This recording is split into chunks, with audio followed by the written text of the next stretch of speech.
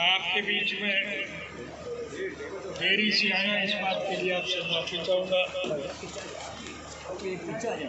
मैं केवल राजनीति की नहीं फिर सामाजिक भी और रास्ते में जहाँ कहीं भी किसी के घर में शादी हो या कहीं कोई दुर्घटना हो, बैठना हो, समय लग जाता है। कार्यकर्ता साथी अगर सड़क पे खड़े हो तो भी मुझे उनसे मिलकर बात करनी होती है। तो इस वजह से मैं लेट हो गया, इसके लिए क्षमा चाहूँगा। सर्वप्रथम आप भाई ये फोटो वाले एक थोड़ा नया साल हम सबके लिए मंगलमय हो, खुशियों से भरा पूरा हो। हर परिवार संपन्नता, समृद्धि और खुशहाली और देश और देश प्रगति के पथ पर बढ़े हैं। और इस नए साल में इस कुशासन का भी अंत हो। इंसान अतीत से सीखता है और भविष्य की कल्पना करता है। बीते हुए साल में जिन दिक्कत, मुश्किलात और कठिनाइयों में से गुजरे हैं, हमें उनसे सीखना है और भविष्य में उसमें सुधार कर सके। इसके लिए थोड़े लफ्जों में मैं आपसे एक अनुरोध करूँगा। कुछ अच्छे साथी हमारे किसी वजह से गुमराह हो गए, बैठ गए, उनको प्यार से संस्कार करके फिर मैं इसे शामिल करने का काम। हमारा किसी से कोई द्वेष नहीं, किसी से कोई विरोध नहीं। हमारी तो केवल मन में एक सोच है कि स्वर्गीय चौधरी देवीलाल जी के स्वप्न साकार कर सकें। चौधरी साहब ने सारी उम्र गरीब किसान, मजदूर, मेरे वर्ग के लोगों को हितों की रक्षा की, संघर्ष किया, लड़ाइयाँ लड़ी। उनकी हार्दिक इच्छा थी इस देश का हर नागरिक संपन्न हो, सुरक्षित हो, खुशहाल हो और लोगों के मूलभूत जरूरियात रोजी रोटी, कपड़ा, मकान, शिक्षा और स्वास्थ्य का प्रबंध सरकार की तरफ से किया जाए। ये उनकी हार्दिक इच्छा थी।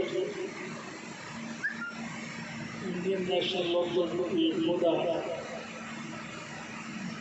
उन्हीं की देन, उनके लगाए हुए उस पौधे को आप सभी कार्यकर्ताओं ने अपने खून से सींचने का काम किया।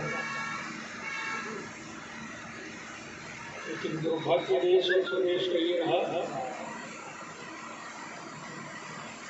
कि आपकी मेहनत से जब वो पौधा फल देने लगा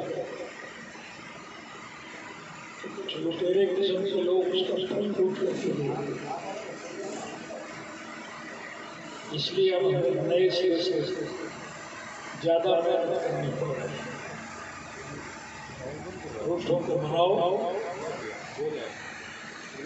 गुमराह हो गए, बैठ गए।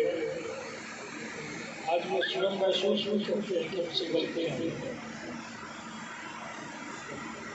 तो इस बात की कसम के ऐसे लोग थे जिन्हें पार्टी से प्यार नहीं था, तो सत्ता की आग लेकर के लोग जाने वाले लोग थे। उनकी बहुत बहुत गलती हो रही है। मैं एक एक के साथ हो रहा है उसको जिक्र करूँगा तो बहुत लंबा समय लगेगा, लेकिन आप स्वयं देखते हैं अखबारों में पढ़ते हैं, लोगों से सुनते हैं, उन लोगों की बहुत बहुत गिनती है। ज़्यादा दूर जाने की जरूरत नहीं, इसी से आप अंदाजा लगा लो कि राजनीतिक तौर पर आम आदमी की एक सोच थी इंडियन नेशनल लोकदल पार्टी को बढ़ावा मिले, उसकी सरकार बने। अगर सब साथी इकट्ठे रहते, सरकार आपने बनते, ये दुष्यंत जैसे लोग किसी साथ सरकार के साथ काम करके उप मुख्यमंत्री बने। अगर आपकी सरकार करती तो उसे मुख्यमंत्री बनने का मौका मिलता, तो इससे बड़ी गलती और क्या होगी, जिन्हें ये भी पता नहीं लगता तुम्हारा हित किस बात का। ऐसे लोगों के बहकाव में कुछ अच्छे कार्यकर्ता भी बैठने चाहिए,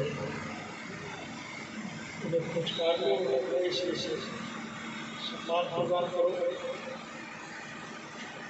हम उनको पहले के मुकाबले में ज़्यादा इज्जत देना चाहिए। हमारी सोच यही है कि नए साल में वातावरण बदले, आपका संगठन मजबूत हो और संगठन के बलबूते पर न सिर्फ देश बल्कि समूचे राष्ट्र के स्तर पर इंडियन नेशनल लोकदल पार्टी की एक पहचान कायम हो। इसके लिए आप सबको मिलकर के प्रयास करें। नया साल आप सबके लिए मंगलमय हो, ये हम सबसे हार्दिक इच्छा है और समूचे राष्ट्र के लोगों के लिए यही सोच है कि इन हालात को बदलने के लिए इंडियन नेशनल लोकदल पार्टी के जुझारू और संघर्षशील कार्यकर्ता संगठित होकर के अगर लड़ाई लड़ेंगे तो निश्चित रूप से देश के राजनीतिक वातावरण बदलेगा, इस प्रशासन से लोगों को छुटकारा मिलेगा, देश का हर नागरिक संपन्न, समृद्ध और खुशहाल होगा। स्वर्गीय चौधरी दीनदयाल जी के स्वप्न साकार होंगे, ये हमारी हार्दिक इच्छा है। इस सबके लिए हम ज़्यादा मेहनत करनी है। मेरे कहने की आवश्यकता नहीं है। कांग्रेस पार्टी की सरकार ने साजिश और षड्यंत्र करके मुझे जेल भिजवाने का काम किया। दोष मेरा यही था, मैंने 3200 पूरे युवकों को रोजगार दिया था, जिनको हमने नौकरी दी उनकी तो तरक्की हो गई और नौकरी देने वाले जेल में बैठे थे। सजा पूरी होने के बाद भी ये नहीं छोड़ सकते। मेरा फैसला अदालत के विचाराधीन है और ये मान के चलो फैसला निश्चित रूप से आपके पक्ष में होगा। अब तो मैं 14 दिन की छुट्टी पे आया हूँ, इसलिए मेरी आदत के मुताबिक मैं एक एक गाँव में जाकर के एक एक व्यक्ति से मिल सकूँ संभव नहीं है। इसलिए थोड़े समय में जिला स्तर पर चुनिंदा कार्यकर्ताओं को निमंत्रण दे करके मुझे बुलाया है।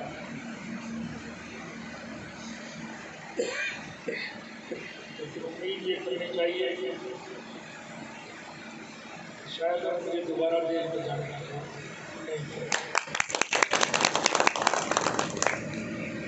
इस नीतियाँ बदलेंगी। निश्चित रूप से आप राज्य सत्ता के मालिक बनेंगे और जब सरकार आपकी बनेगी तो मुझे ज़्यादा लंबे चौड़े वायदे करने की आदत नहीं। आपको मेरे हालात की जानकारी है। हम कहने के बजाय करने में ज़्यादा यकीन है। इतिहास इस बात का साक्षी है। पांडवों ने 12 वर्ष का वनवास काटा, भगवान राम ने 14 वर्ष का काटा और इंडियन नेशनल लोकदल पार्टी 15 वर्ष का वनवास काटा। इस 15 साल के अरसे में देश का बहुत भारी नुकसान हुआ। आपकी मेहनत से निश्चित रूप से हालात बदलेंगे, परिवर्तन आएगा